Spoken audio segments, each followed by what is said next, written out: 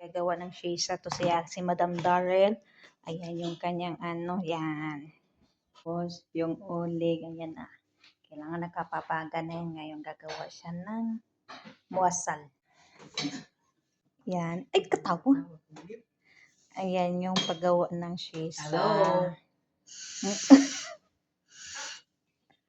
Ayan yung paggawa ng shisha.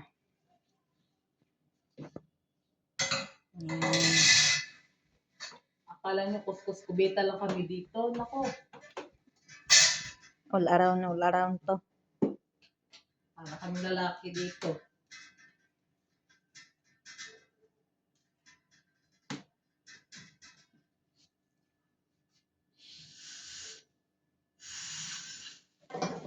Kailangan mo ano siya.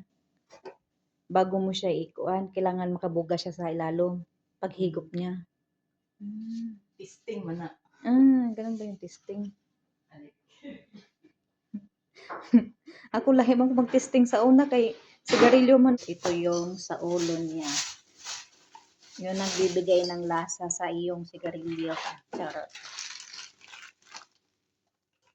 Ang flavor niyan, tabako kasi yan kaya hindi yan. Kailangan butangan ng foil. Sa ibabaw lang.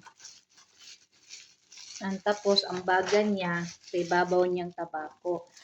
Hindi siya katulad nung isa na sa foil mo siya ilalagay. Ito hindi eh. Sa ibabaw siya mismo ng tabako. Kailangan durug-durugin yan. Mikos mo muna. Saka mo siya ilagay dyan. Ang tapang talaga na sigarilyo yung tatay eh.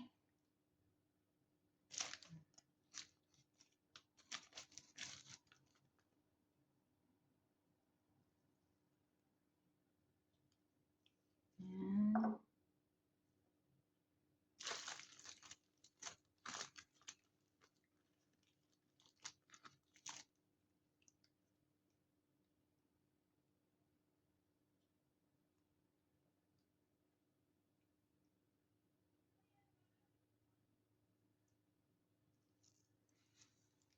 Ganyan lang yan siya. Tapos, durug-durugin yan. Tagtarin yung uling.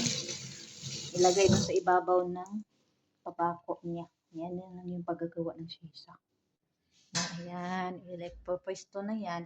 Doon sa taas, ilalagay ang kanyang baga. Ayan. Yan. O, diba ang haba ng shisha dito? Gold pa yan. Pwede na isang la. Pag kami walang pera, ito ang isang la namin sa pawn shop. Ito. Kay gold to. Ayan, paggawa ng shisha. Ayan.